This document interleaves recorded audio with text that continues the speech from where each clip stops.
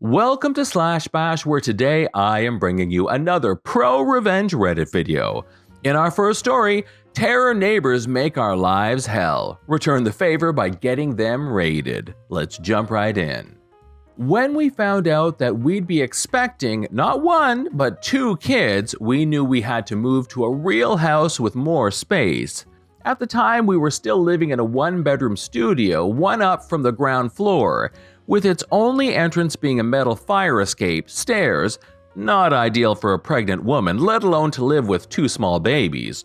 So we found a privately leased house that was newly renovated and had all the room and a large garden we were looking for, signed the lease and immediately collected the keys.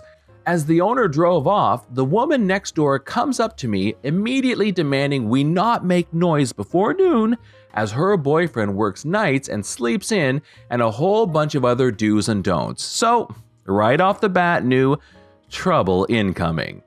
As the house was fully renovated and not much had to be done, we were like, don't poke the bear. We'll do the things that make noise after noon. After 2 weeks, we moved in and the whole street was warm and welcoming. My wife was almost due giving birth to my twin daughters, and we got some offers to help with anything we needed, real kind people. They also told us about our neighbors. Nobody liked them. He was a big bully and got into arguments with everybody. Also, they were known as radio pirates, as in they illegally broadcasted over the radio waves with all Dutch bangers. This music is just terror on your ears and possibly used on terrorists in black sites. Their illegal broadcasts went alongside them partying Thursday to Sunday till 5 in the morning. Loud music, constant yelling, always drunken, etc. Really something to look forward to when moving in, certainly with two babies on the way. The partying began immediately, full blast. Real classy for someone demanding to be quiet when douchebag needs his beauty sleep.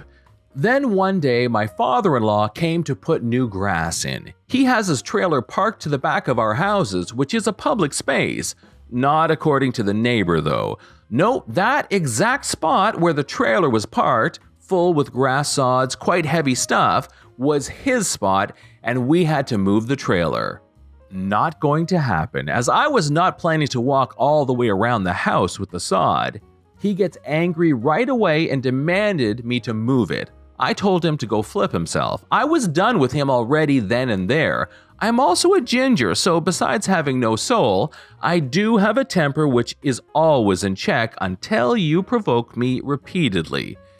Anyone who knows me will tell you that you really had to make an effort for that to happen. We just went on working. The end of the day comes when my father-in-law wants to leave. He hooks up the trailer and bam, there was douchebag telling him off, yelling, "It's his spot and he better not do this again or else." Mess with me all you want, I can handle it. But what you don't do is threaten my family. I ran outside and told him in no uncertain terms to back off or he'll be the sorry one. It was a total bluff on my side. Yes, I have that temper, but I'm not impressively built and I have no hidden fighting skills, though I do fight dirty. He backs off, father-in-law leaves, and I go inside where I find my wife crying. She got scared of him maybe doing something to her father and or me, and this is something we don't need right now. Combined with hormones from being pregnant, and you can paint that picture. Now I'm even more pissed, but had to promise not to act on anything. I won't, dear, not yet anyway. Time went on without any real incident, and then came the time my wife goes into labor. Didn't go smooth and ended up having to deliver with a C-section, or whatever it's called, because daughter 2 was almost strangled by the umbilical cord. We had to stay 3 nights, excruciating nights due to a lot of things. Finally, we get to go home. Family had put a giant sign in our front yard welcoming the babies. The sign was already up for a few days prior to coming home, so our friendly neighbors definitely knew about it. But did they give a flying flip? No, they did not. From the first night on, they started to party and broad blasted their terror music. They started at noon and continued to until 5 or 6 in the morning. Classy. They also kept going for days, so it wasn't just Thursday to Sunday, it was all week long and the next. So we were broken, hardly slept. One of our daughters suffered from heavy cramps combined with all the noise, and her parents at the end of their wits, so she cried a lot. And then I just had it. I researched some things on radio pirates, the laws and regulations, and on the large 5-meter plus antenna in his backyard, which was illegal in itself, but of course, he used it to illegally broadcast on radio, which meant he had a lot of equipment to do so, which was even more illegal and can even get you jailed. But at the very least, they could seize it all and fine him big time, in the 10 to 45,000 euro area. Now, I did not immediately turn him in, but instead we're looking for another house to lease first. This because I figured it wouldn't sit well with him and having a wife and 2 babies in the house alone during the day because I had to go to work. I hear you guys thinking, why not involve the police? Well, they are utterly useless in cases like this. We called once, and what they did disturbs me to this day. They rang at their doorbell and immediately started off by telling them that we had called them about noise complaints. Yes, you heard that right. No protection or confidentiality whatsoever. Just blatantly told them we were the reason the police are there, then told them to keep it down, and that was that. They didn't even follow up with us or anything. As you can guess, douchebag now was even more pissed and told me the next day, or yelled over the fence that separates our backyards, that I really should not do that again. A threat, yet again, of which I told the police. I didn't report it the first time as I chalked that up to alpha male in the heat of the moment, but without witnesses to corroborate, nothing could be done yet again. Some days later, I walked out the front door and he just stepped out of his car. He came up to me demanding I cut back some of our ivy that grew on our side of the fence because it tangled in with his big-ass antenna. He would be gone for some hours and I could come into his garden to cut back the ivy that grew through on their side. And then a light bulb went on above my head. I told him politely that I would do that immediately. Why?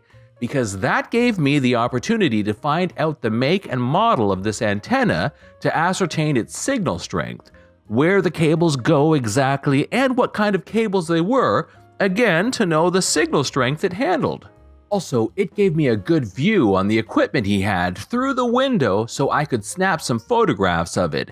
This was the icing on the cake, because in the meantime, we did manage to find a new home and already had signed the lease, so we would be gone in 2 weeks. Luckily, we only had to paint some walls for the girls' room and furthermore just pack up our things and move them to the other house. So, after I trimmed the ivy and collected my evidence, I went online that night to find out the proper channels to report a broadcast pirate and which entity was tasked with catching said pirate. Turned out I had to call the telecom agency, but also the police. I wasn't too happy with the latter, but I remembered I have a nephew that works for the police. Officially, his area was immigration, but he knew enough colleagues that could help us, and we could trust not to confront them again saying I was the one that sent them. That was extremely important for our safety when doing what I was doing. So I gave both the agency and the police all the evidence I had collected, pointed them to the frequencies he pirated so they could listen in. Then they started a neighborhood investigation, which wasn't really necessary, but this was to cover our butts, to make it look like he got caught by accident because they had an active investigation in our area. You never know what he can learn from legal documents and such. We asked them to wait before doing the raid. Yes, they raid pirates' houses, preferably in the early hours of the day, because of his beauty sleep rendering him incapable of fleeing or hiding evidence, etc. We moved 2 weeks later and they raided him 2 days after we moved. All of his equipment, computers, radios, cell phones, and his car were seized. He left in cuffs. His wife or girlfriend did too, for making a big scene and trying to interfere, all of which was live reported to me by one of my ex-neighbors who were equally ecstatic about this. It turned out this wasn't the first time he got caught, but his third time. Also, his car had no insurance on it and his MOT failed. This would normally have no big consequence because he didn't drive it when raided, but they had surveillance on the guy for a week, and that definitely meant he was seen driving it while not having insurance and a valid MOT. He was fined somewhere around 30,000 euros. He went to jail for 12 weeks, and everything that was seized was destroyed, except the car.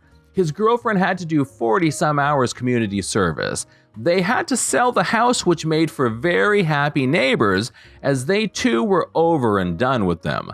Like I said, I do fight, but very dirty. You have to really make an effort for me to get to that point. They did, and they suffered for it. Over a year later, while grocery shopping, I encountered them. They gave me the foulest of looks. If looks could kill, I'd be a smoldering heap of ash, but they did nothing more than that. This is John from /bash. Thanks for watching. If you've enjoyed the video and want to be the first to know when the next one drops, subscribe and click on the notifications bell. We would love for you to drop a like, share it with your friends, and we will see you in the next one.